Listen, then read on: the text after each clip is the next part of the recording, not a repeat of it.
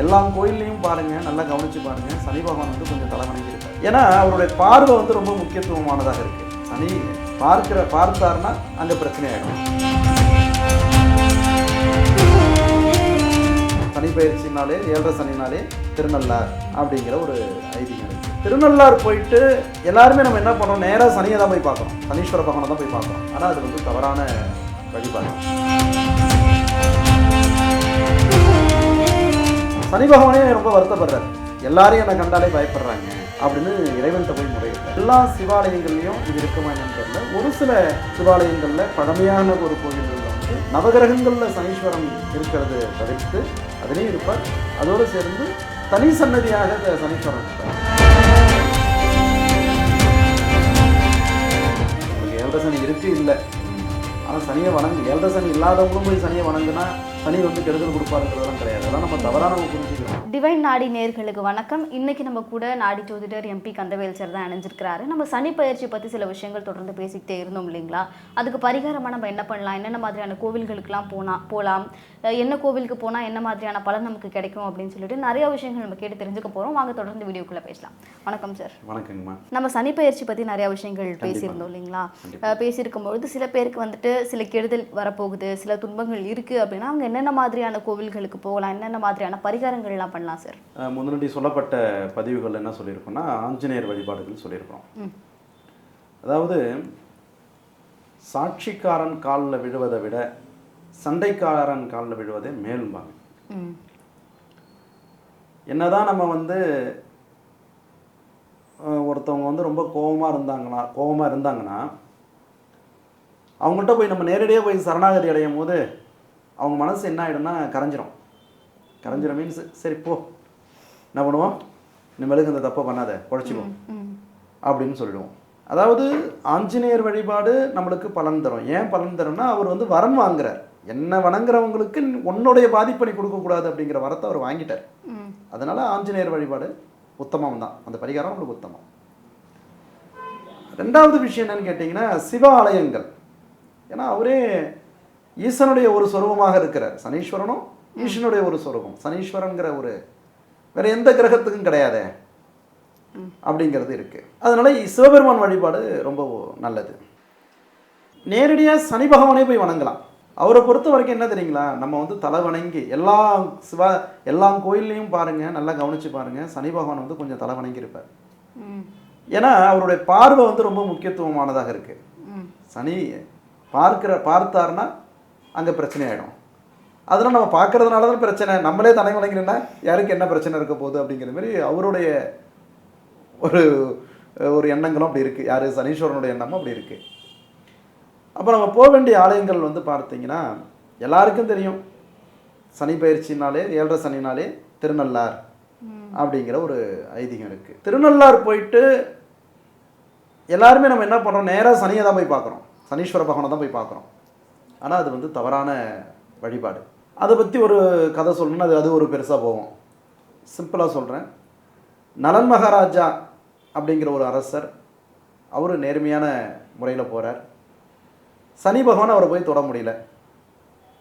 அதனால் எப்படியாவது அவரை போய் பிடிக்கணும்னு அவர் முடிவு பண்ணிடுறார். அப்போ காலை கழுவாத ஒரு நாள் வீட்டுக்குள்ளே வந்துடுறார். அந்த குதிகால் வழியாக அவர் உள்ளே போயிட்டார். அப்படிங்கிற மாதிரி முன்கால நினைச்சவர் பின்கால நினைக்கல, அது வழியாக சனி போயிட்டார் அப்படின்னு ஒரு புராணங்கள் உண்டு. அதனால் முதல்ல அங்கே போகிறவங்க என்ன பண்ணணும், தலையில் சுத்தமான கொஞ்சம் நல்லெண்ணெய் வச்சு ஒரு எள்ளை கையில் வச்சு 3 முறை தலையை சுற்றிட்டு அந்த எள்ளு முடிச்சு அங்கே உள்ள தீர்த்தத்தில் போட்டுட்டு 3 முறை அவங்க வந்து ரொம்ப ரொம்ப டெப்த்தாக வந்து அவங்க வந்து தலை முழுகணும்.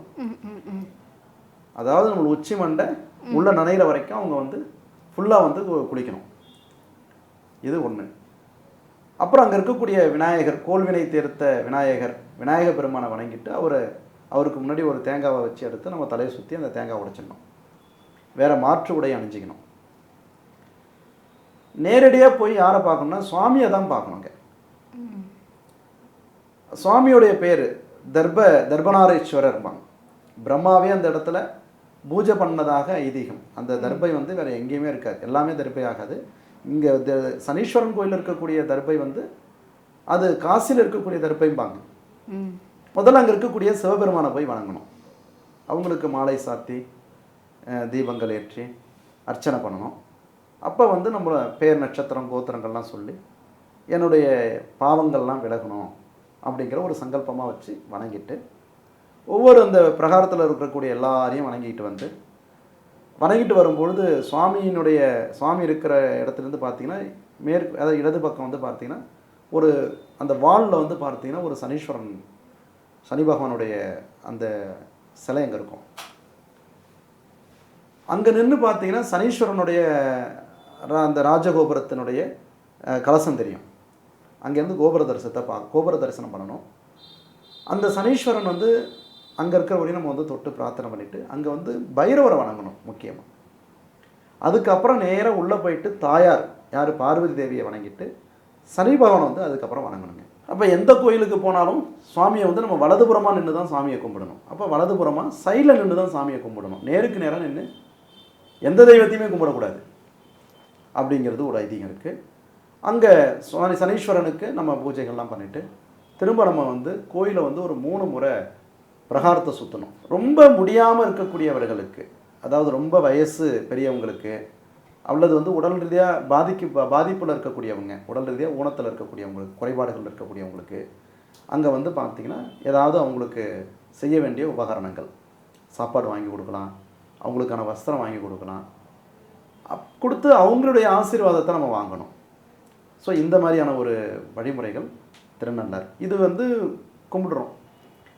எல்லோரும் என்ன பண்ணுறாங்கன்னா நேராக போய் சனீஸ்வரன் காலில் போய் விடுறாங்க. அது வந்து ஏன்னா மூலவர் யாருங்க? அங்கே இருக்கக்கூடியவர் சிவபெருமான் தான். அவர் உள்ளே போய் வணங்கும் போதே சனி விலகிறாருங்கிறது தான் அந்த தல புராணம் சொல்லப்படுது. அது ரொம்ப முக்கியமான ஒரு கருத்துங்க அது. ஏன்னா நிறைய பேர் அந்த தவறுகளை பண்ணுறாங்க. நீங்கள் சனீஸ்வரனை கூட அங்கே போய் பார்க்க வேண்டாம், சுவாமியை பார்க்கும்போது சனி விலகி இருக்கிறார். அதுதான் அங்கே மேலே இருக்கக்கூடிய அந்த வாலில் அந்த சிவரில் இருக்கக்கூடிய சனீஸ்வரன் தான். உள்ளே போகும்போது அவர் விலகிறாருங்கிறது ஐதீகம் ஒன்று. அடுத்தது சனி பகவானே ரொம்ப வருத்தப்படுறார். எல்லாரையும் என்னை கண்டாலே பயப்படுறாங்க அப்படின்னு இறைவன்கிட்ட போய் முறையிடுறார். அப்போ என்ன பண்ணுறாருன்னா திருக்கொள்ளிக்காடுன்னு ஒரு ஊர் இருக்குங்க. அங்கே வந்து பொங்கு சனீஸ்வரருங்கிற பேர். அங்கே வந்து சனீஸ்வரன் வந்து அனுகிரக மூர்த்தியாக இருக்கிறார். அந்த கோயிலுக்கு போங்க. அங்கேயும் நாம் சொல்லப்பட்ட இதே வழிபாடுகளை அங்கேயும் செய்யுங்க. இந்த கோயில்களுக்கெல்லாம் போயிட்டு திருவாரூரில் இருக்கக்கூடிய தியாகராஜேஸ்வரர், அங்கே வந்து சுவாமி வந்து ராஜ தர்பராக இருப்பார். அவங்கள வணங்கும் பொழுது இவங்க இழந்ததெல்லாம் திருப்பி மீட்டு கொடுப்பார் அப்படிங்கிறது ஒரு ஐதீகம். அப்போ வந்து இந்த 2 கோயில்களுக்கும் போயிட்டு திருவாரூர் தியாகராஜேஸ்வரரை போய் வந்து வணங்கணும். இது வந்து ஒரு கோயிலுங்க. அப்புறம் வந்து பார்த்தீங்கன்னா எல்லா சிவாலயங்கள்லையும் இது இருக்குமா என்னன்னு தெரியல. ஒரு சில சிவாலயங்களில் பழமையான ஒரு கோவில்களில் வந்து நவகிரகங்களில் சனீஸ்வரன் இருக்கிறது தவிர்த்து அதுலேயும் இருப்பார். அதோடு சேர்ந்து தனி சன்னதியாக சனீஸ்வரன் இருப்பார். அந்த மாதிரி இருக்கக்கூடிய ஆலயங்கள்லாம் போங்க. இப்போ பொழிச்சலூரில் சென்னையிலேருந்து வெளியூர் போக முடியாதவங்க இங்கே பொழிச்சலூர்னு ஒரு ஊர் இருக்குது. அதுவும் வட திருநள்ளாறுன்னு சொல்லுவாங்க. அங்கே போய் வணங்கலாம். அடுத்தது வந்து பார்த்தீங்கன்னா மயிலாப்பூரில் எடுத்துக்கிட்டிங்கன்னா கபாலீஸ்வரர் கோயிலில் நவகிரகங்களும் இருக்கும், ஆனால் சனி பகவான் தனி சன்னதியாக வச்சுருப்பாங்க. அந்தமாரி உள்ள கோயில்கள்லாம் போயிட்டு அங்கே வணங்கும் போது நம்மளுக்கு ஒரு பலன் கொடுக்கும். கண்டிப்பாக சார். இப்போது நம்மளுக்கு வந்து என்ன ராசியாக இருந்தாலும் என்ன நட்சத்திரமாக இருந்தாலும் எல்லாருமே பொதுவான இந்த கோவில்களுக்கு போய் வணங்கினாலே ஒரு நல்ல ரிசல்ட் பார்க்க முடியுமா சார்? தெய்வம் வந்து தண்டிக்காதுங்கம்மா. உங்களுக்கு 7.5 சனி இருக்குது இல்லை, ஆனால் சனியை 7.5 சனி இல்லாதவங்களும் போய் சனியை வணங்குனா சனி வந்து கெடுதல் கொடுப்பாருங்கிறதெல்லாம் கிடையாது. அதெல்லாம் நம்ம தவறாக நம்ம புரிஞ்சுக்கிறோம். இன்னும் ஓப்பனாக சொல்ல போனால் திங்கக்கிழமைனா சிவாலயம், செவ்வாய்க்கிழமைனா முருகரோட ஆலயம், இது வந்து அந்த கிழமைக்கு அந்த கிழமையினுடைய அதிதேவதையாக இருக்கக்கூடியவங்க நம்ம அப்படி எடுத்துக்கிறோம், இல்லைன்னு நான் சொல்ல மாட்டேன். ஆனால் அந்த நாளில் போய் அவங்கள போய் வணங்குறது தான் விசேஷங்கிறது எந்த ஒரு புராணங்கள்லையும் எழுதலை. செவ்வாய்க்கிழமை முருகரை வணங்குறது விசேஷம் தான், அதை நான் வந்து மறக்க மாட்டேன். ஆனால் மற்ற நாள்களில் போய் வணங்குறதும் அவர் என்ன நம்மளுக்கு பலனை கொடுக்க போகிறாரோ கொடுக்க தான் போகிறார். அதாவது குறிப்பாக அதேமாதிரி இந்த தெய்வத்தை வணங்கினா நம்மளுக்கு வந்து பிரச்சனையை வந்துடும், இந்த தெய்வத்தை வணங்கினா தான் நம்ம யோகங்கிறதும் கிடையாதுங்க. தெய்வம்னாலே அனுகிரகங்கள் தான். தெய்வம்னாலே நம்மளை பாதுகாக்கக்கூடிய இடத்துல தான் இருக்கிறாங்க. எல்லா நாள்லேயும் எல்லா கிழமைகள்லையும் எல்லா தெய்வங்களையும் வணங்கலாம் அப்படிங்கிறது இருக்குங்க. நம்மளா உருவாக்கிக்கிட்டோம் அதை. ஓகே. இப்போ நம்ம வந்துட்டு வீட்டில் வந்துட்டு வழிபடும் பொழுது நம்ம வீட்டில் வந்து என்னென்ன மாதிரியான பரிகாரங்கள்லாம் வீட்டில் செஞ்சு என்ன மாதிரியான நெய்வேத்தியம்லாம் செஞ்சு நம்ம வீட்டில் பண்ணோம்னா அது நம்மளுக்கு நல்லா இப்போ இருக்கும் வந்து அதாவது சென்னையாக இருக்கட்டும் இல்லை கிராமப்புறமாக இருக்கட்டும், வீடுகளில் வந்து நம்ம வந்து உட்காந்து 2 மணி நேரம் 1 மணி நேரம் பூஜை பண்ணுற அளவுக்கு யாருக்கும் பொறுமை இல்லைங்க. இந்த ஏன்னா இது வந்து காலகட்டத்தில்? அவசரமான ஒரு உலகம் ஆயிடுச்சு இது. ம் அப்போ வந்து நம்ம என்ன பண்ணலாம், வீட்டில் வந்து காலையில் விளக்கு ஏற்றி வச்சுட்டு ஒரு டம்ளர் பால் வச்சு வணங்குறது ரொம்ப விசேஷம் தரும். ம் ஏன்னா பால்ங்கிறது லக்ஷ்மி தான். அது ஒரு சின்ன ஒரு வெள்ளி டம்ளரில் பால் காய்ச்சி அதில் கொஞ்சோண்டு கல்கண்டு சேர்த்து சாமிக்கு நைவேத்தியம் பண்ணுறது நல்ல விஷயம். ம் அல்லது கல்கண்டு, முந்திரி, திராட்சை இந்த மாதிரியான ஒரு பொருட்களை வாங்கி வச்சு அதை கொஞ்சமாக வச்சு நைவேத்தியம் பண்ணுறது உத்தமம் தாங்க. ம் காலையில் எழுந்திரிச்சு தலை முழுகணும், குளிக்கணும், குளிச்சுட்டு விளக்கேற்றி வச்சுட்டு அதுக்கப்புறம் அந்த வேலையை தொடங்கும் போது நம்மளுக்கு வீடு வந்து ஐஸ்வர்யத்தை கொடுக்கும். ம் வீட்டில் வந்து லக்ஷ்மி கடாட்சம் இருக்கும். கண்டிப்பாக சார். ரொம்ப சிம்பிளான விஷயங்கள் பண்ணியே நம்ம வீட்டில் வந்துட்டு ஒரு அதாவது என்னன்னா இப்போ பூஜை வந்துட்டு வெள்ளி வந்து சுக்கிரன், ம் பால் லக்ஷ்மி. ம் ம் அப்போ ஒரு வெள்ளி கிண்ணங்களில் வெள்ளி டம்ளரில் பால் வைத்து அந்த சுவாமிக்கு நைவேத்தியம் பண்ணும்போது அந்த இடம் வந்து ஐஸ்வர்யத்தை கொடுக்குங்கிறது விதி. அவங்க வீட்டில் வந்து அன்னலக்ஷ்மி, சாப்பாட்டு தரித்திரம் இருக்காது, ம் சாப்பாட்டு தரித்திரம் இருக்காது, பணம் செல்வாக்கு வந்து குறையாது. ஒரு நாள் செஞ்சுட்டு நம்ம வந்து கமெண்ட் எழுதக்கூடாது. ஆத்மார்த்தமாக நீங்கள் ஒரு 40 நாள் அதை தொடர்ந்து செஞ்சு பாருங்கள், உள்உணர்வோடு அதை செஞ்சு பாருங்கள், கண்டிப்பாக ஒரு மாற்றத்தை நம்ம வந்து உணரலாங்க. ம் கண்டிப்பாக சார். இப்போ நீங்கள் சொல்லும்பொழுது என்ன தெரிஞ்சுக்கிறேன் அப்படின்னா, ரொம்ப பிரம்மாண்டமாக ஒரு விஷயத்த வந்துட்டு ஒரு நாள் பண்ணுறதை விட ஒரு சின்ன விஷயமா இருந்தாலும் அதை தொடர்ந்து நம்ம கடவுளை நினச்சி பண்ணிக்கிட்டே இருந்தோம் அப்படின்னா நமக்கு ஒரு நல்ல ஒரு பலன் கிடைக்கும் அப்படிங்க. நம்ம வந்து 3 வேளை சாப்பிட்றோம் தானே. ம் ஒரு வேளை உங்களுக்கு சாப்பிடலன்னா பசிக்குதா இல்லையா? ம் ஒரு வேளை வீட்டில் சாப்பாடு இல்லைன்னா நீங்கள் என்ன ஆர்ப்பாட்டம் பண்ணுறீங்க? அப்போ நம்ம தெய்வமாக ஒருத்தவங்களை வந்து அந்த இடத்துல படமாகவோ இல்லை விக்கிரகமாகவோ தெய்வமாக அந்த இடத்துல நீங்கள் வந்து அவங்கள வந்து ஸ்தாபனம் பண்ணிட்டீங்க. அவங்களுக்கு நம்ம சாப்பாடு கொடுக்கணுமா வேணாமா? கண்டிப்பாக. ஒருத்தவங்களை கொண்டு வந்து வீட்டில் வச்சுட்டு அவங்களுக்கான உள்ள மரியாதையை கொடுக்காம நம்ம மட்டும் நல்லா ஃபுல்லாக சாப்பிட்டோன்னா அது எப்படிங்க அது? கண்டிப்பாக. இல்லை பூஜை ரூமே விட்டுடுங்க. சாமின்னு கொண்டு வந்து வீட்டில் வச்சிங்கன்னா கண்டிப்பாக அவங்களுக்கு ஏதாவது ஒரு நைவேத்தியம் பண்ணுங்க. ம் அது அவங்க நம்மளை நல்லபடியாக பார்த்துப்பாங்க. சரி, இப்போ பொதுவாக பார்த்தீங்கன்னா சில வீடுகளில் வந்து டெய்லி பூஜை பண்ணணும் அப்படின்னு நினைக்கக்கூடிய பெண்கள் இருப்பாங்க. அவங்க டெய்லி பூஜை பண்ணணும்னு பண்ணிக்கிட்டே இருக்கும்பொழுது ஆனால் வீட்டில் இருக்கிற எல்லாருமே அதுக்கு ஒத்துழைப்பாங்களான்னு கேட்டால் இல்லை. இப்போ சில பேருக்கு வந்துட்டு நான்வெஜ் ஃபுட் வந்து டெய்லி இருந்துச்சுன்னா தான் நல்லாயிருக்கும்னு எக்ஸ்பெக்ட் பண்ணுறவங்களாம் இருப்பாங்க. ஸோ அப்படி வீட்டில் வந்துட்டு அசைவ உணவுகள் சமைக்கும் பொழுதுமே நம்ம இந்த பூஜைகளை தொடர்ந்து பண்ணலாமா, இல்லை அது எப்படி சார்? அதாவது புலால் அப்படிங்கிறது மாமிசம் அப்படின்னு சொல்கிறோம். அதை பற்றி நம்ம விரிவாக இன்னும் ஒரு வீடியோ நம்ம கொடுத்துறோம். ஏன்னா நிறைய வீடுகளில் எவ்வளோ தவறுகள் நடக்குது அப்படிங்கிறது எனக்கும் தெரியும். அது கண்டிப்பாக நம்ம அதை வந்து ஒரு நாள் அவங்களுக்கு விளக்கத்தை கொடுத்துடலாம். இப்போ நிறைய வீடுகளில் ஏன்னா அந்த நீங்கள் கேட்குற டாப்பிக்கே வந்து சுருக்கி முடிக்கிற மாதிரி இல்லை. ஏன்னா கிச்சனும் பூஜை அறையும் ஒன்றா இருக்கும் இல்லையா? ஆமாம் சார். சில வீடுகள் பல பேரோட வீட்டில் வந்து பூஜை ரூமே கிச்சனில் தான் இருக்கும். அங்கே வந்து பிரியாணி கிண்டுறாங்கன்னா இங்கே சாமிக்கு அந்த வாசனை போய் சேரும். சில பேர் இந்த ஸ்க்ரீன் போட்டிருப்பாங்க, டோர் போட்டுலாம் க்ளோஸ் பண்ணியிருப்பாங்க. ஆமாம் சார். அதுக்கு வந்து கேள்வி என்ன வரும், வீட்டில் இடம் இல்லை அப்படின்லாம் சொல்லுவாங்க. அதை நம்ம விலாவரியாக ஒரு நாள் அவங்களுக்கு ஒரு தீர்வு நம்ம கொடுக்கலாங்க. மாமிசம் நம்ம வந்து வீட்டில் வந்து அதுக்கு தான் நான் என்ன சொல்ல வரேன், காலையிலேயே எழுந்திரிச்சு குளிச்சுட்டு பூஜை ரூமில் வந்து விளக்கேற்றி வச்சு சாமி கும்பிட்டோம்னா அந்த டே தொடங்கிடுச்சு. அதுக்கப்புறம் நம்ம என்ன பண்ணலாம், நம்ம விருப்பப்படி யார் வாழணுமோ வாழ்ந்துட்டு போட்டோம் இல்லையா? நம்ம வந்து காலையில் மாமிசம் எழுந்திரிச்சோடனே பிரியாணி சாப்பிட்டு 10 மணிக்கு சாமி போடுறது, 10 மணிக்கு கோயிலுக்கு போகணுங்கிறது வேண்டாங்க. இது ரெண்டும் ஒன்றாக்க வேண்டாம். ஓகே. அதனால் மாமிசம் நிறைய இன்றைக்கி பல பேர் வந்து அது இல்லாத வாழ முடியாது. அப்படி தான் இன்றைக்கி வாழ்ந்துக்கிட்டு இருக்காங்க. அதனால் அதை நம்ம சாப்பிடாதுன்னு நம்ம சொல்லவும் முடியாது. அது அவங்க விருப்பப்படி இருக்கட்டும். ஆனால் காலையிலேயே எழுந்த உடனே அந்த வீட்டில் யார் குடும்ப தலைவிகள் செஞ்சாலே போதுமானது. ஒரு வீட்டினுடைய குடும்ப தலைவி அதாவது கணவன் மனைவியாக இருக்கிறவங்க, மனைவியாரவங்க காலையிலே எழுந்திரிச்சு சாமிக்கு விளக்கேற்றி வச்சுட்டு சாமிக்கு நைவேத்தியம் பண்ணிவிட்டு அதுக்கப்புறம் அவங்க அன்றாட வாழ்க்கை முறையை அவங்க வாழட்டும். இல்லையா அந்த வீட்டில் பெரியவங்க இருக்காங்க, தாத்தா பாட்டின்னு சொல்லக்கூடியவங்க அப்படி இருக்கிறாங்க, மாமியாருங்கிற ஸ்தானத்தில் இருக்கக்கூடியவங்க இருக்கிறாங்க, அவங்க அந்த செஞ்சாலும் கூட அந்த வீட்டில் வந்து ஐஸ்வர்யம் இருக்குங்க. ஆமாம்.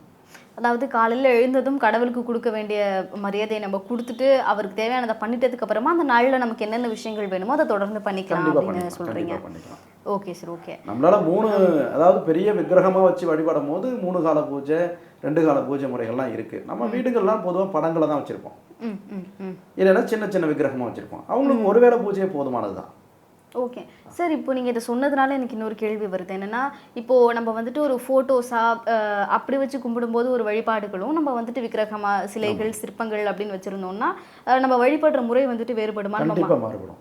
ஓகே ஓகே, அதை பற்றி சொல்லுங்கள். அப்போ வந்து வீடுகளில் வந்து நம்ம வந்து சிலையாக வச்சு வழிபாடு பண்ணணும்னா, இப்போ நம்மளுடைய கட்டை விரல் இருக்கு இல்லையா, இந்த கட்டை விரல் இந்த 6 இன்ச்சுக்குள்ளே தான் இருக்கணும். ஓகே. அதுக்கு மேலே வந்து விக்கிரகம் பெருசாக வீட்டில் வச்சு வணங்கக்கூடாது. 6 இன்ச்சுக்கு மேலே போயிடுச்சுன்னா நீங்கள் கோயிலில் என்ன முறைகள்லாம் வச்சு செய்கிறாங்களோ அது வீட்லேயும் பண்ணணும். வீட்டில் வச்சுக்கலாம், தப்பு இல்லை. ஆனால் அது எல்லாத்தையுமே நம்ம பண்ணணும். ஆமாம். கோயில்கள் என்ன பண்ணுவாங்க, காலையில் ஒரு பூஜை, மத்தியானம் உச்சிகால பூஜை, சாயரட்ச பூஜை, அர்த்த சம பூஜைன்னு சொல்லுவாங்க. அது மாதிரிலாம் நம்ம பண்ணோம்னா கண்டிப்பாக நம்ம அதுக்கு ஆகாரம் கொடுத்தே ஆகணும். ஓகே. அப்போ 6 இன்ச்சுக்கு குறைவாக வைக்கும்பொழுது நம்ம முன்னாடி சொன்னது போல் காலையில் ஒருவேளை வழிபாடு அது வந்து உத்தமம் தாங்க. கண்டிப்பாக சார். இந்த இன்ஃபர்மேஷன் வந்து புதுசாக இருந்துச்சு. இந்த மாதிரி இந்த ஃபிங்கருக்கு விட பெருசாக நம்ம வீட்டில் வைக்கக்கூடாதுன்னு சொல்லி இப்போ நிறைய பேருக்கு அது தெரியறது இல்லை சார். ஆன்லைனில் பார்க்க நம்ம இதை பற்றி நம்ம கண்டிப்பாக நம்ம விளக்கம் கொடுக்கலாங்க. சிலையாக வச்சு வணங்குறவங்க நிறைய பேர் இருக்காங்க. அவங்க எப்படி அதை கடைபிடிக்கணும் அப்படிங்கிறத நம்ம இன்னொரு பதிவுகளில் நிச்சயமாக நம்ம கொடுக்கலாம். அதான் சார், கண்டிப்பாக நிறைய விஷயங்கள் வந்து இப்போ நீங்கள் இந்த வீடியோவில் பகிர்ந்துக்கிட்டீங்க. உங்கள் நேரத்துக்கு ரொம்ப நன்றி சார். நன்றிம்மா, வணக்கம்.